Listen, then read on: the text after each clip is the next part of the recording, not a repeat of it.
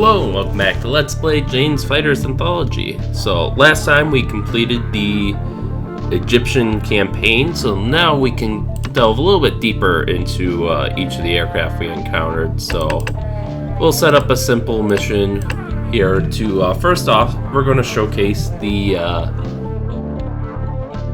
X-31. So let's get change our theater to Egypt. No ground targets. We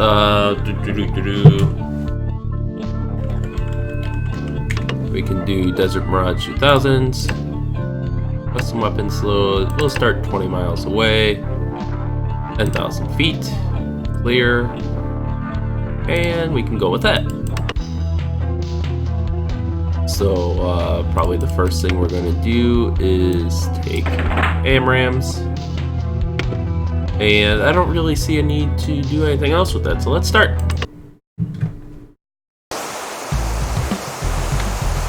Alright, so the first thing we're going to notice here is we do have, this is not a stealth aircraft. What this is, however, is we do have thrust vectoring, or at least we should.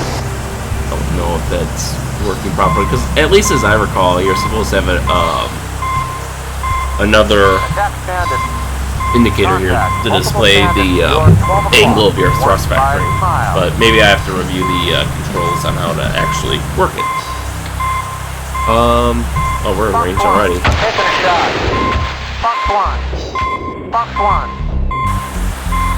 But, so the X-31 was a joint U.S.-German project that actually started in, where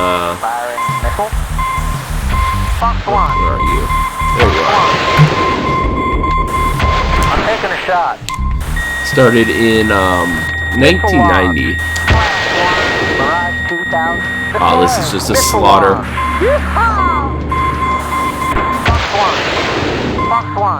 So it started in 1990. It was a joint venture between 4 different countries. Sorry, not companies, not countries. There we go. That was a pretty simple mission. But,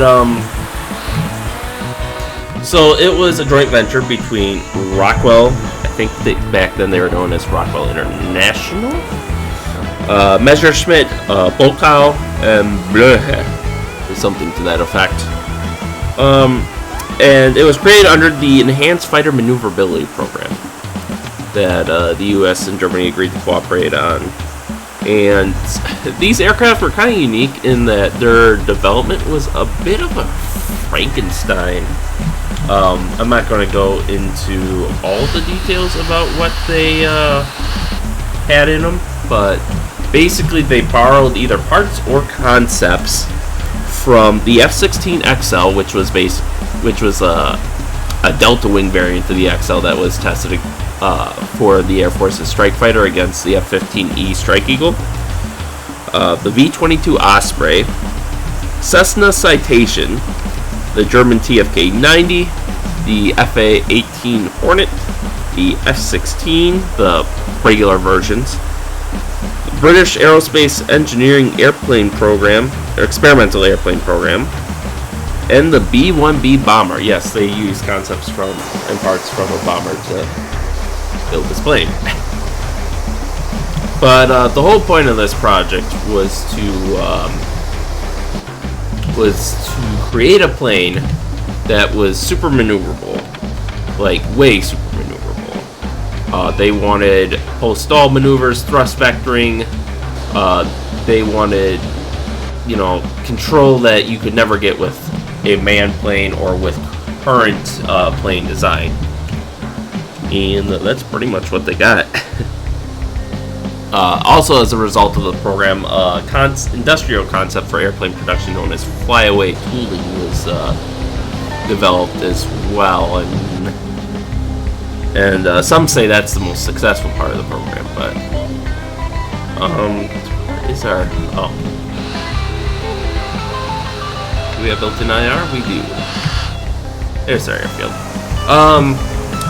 So The first flight was in October 11th, 1990. They built 2 aircraft, and they did 500 test flights between 1990 and 1995, and they set a lot of milestones. For example, November 6, 1992, controlled flight at 70-degree angle of attack. April 29th, 1993, minimum turn radius, 180-degree post-stall turn maneuver, which is called by some the Herps maneuver after a guy who advocated, he was a German engineer who advocated for designing aircraft to make use of post-stall maneuvers in aerial combat.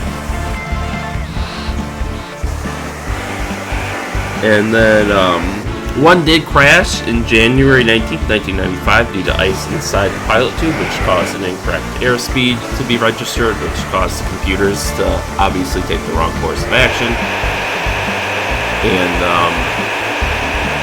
that was partially a result of, I guess they had a faulty pilot tube, so they replaced, it was supposed to have a heated tube, but they replaced it with a non-heated tube, which then allowed the ice to form. Bad things happen, and you can kind of see unique control surfaces here too.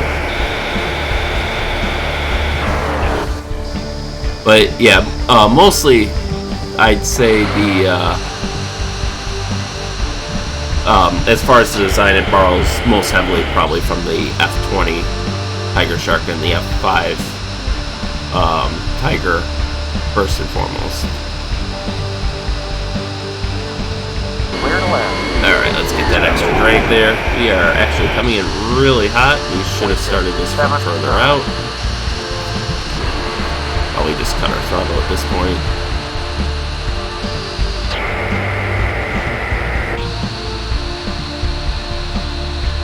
There we go.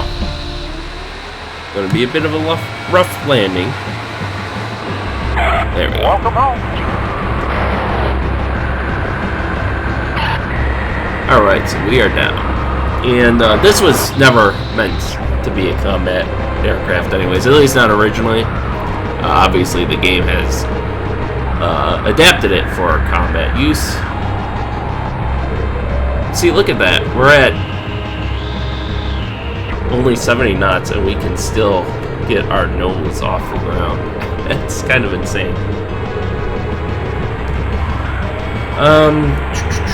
Okay, so because of the success of this program, the US and Germany agreed to further develop it a little bit with the Vector program.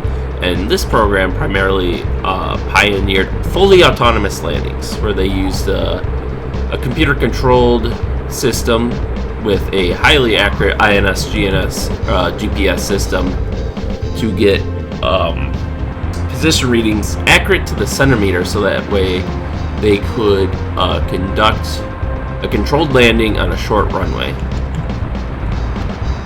And so that's what happened there. Now, after that, I think the program just kind of got retired. So the only remaining X-31 currently resides in an aviation museum in Munich, Germany, where it is on display. And for this game, though, it was apparently adopted as like a sort of support fighter. And you can see the hard points borrow pretty heavily from the F5 too. You got, 6 hard points generally for air-to-air ordnance, and then an internal cannon.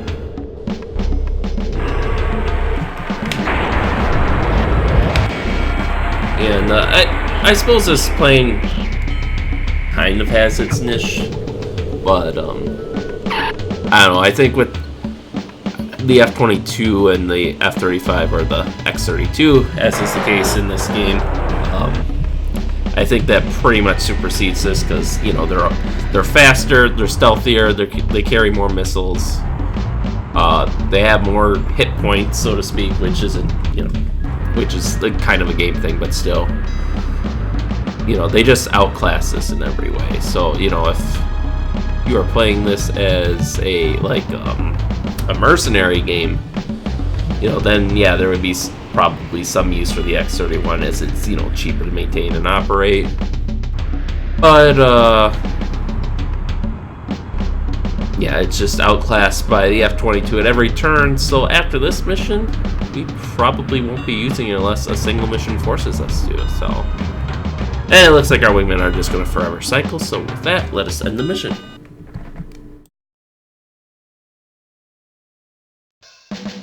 Alright, so Mirages never stood a chance. Oops, we accidentally killed the pilot ejecting from his plane, apparently. Yeah, so that's the X-31. Very maneuverable. But other than that, it's basically like a short-range, very maneuverable F-16. So, with that, thank you all for watching, and stay tuned for next time, and we'll see you then.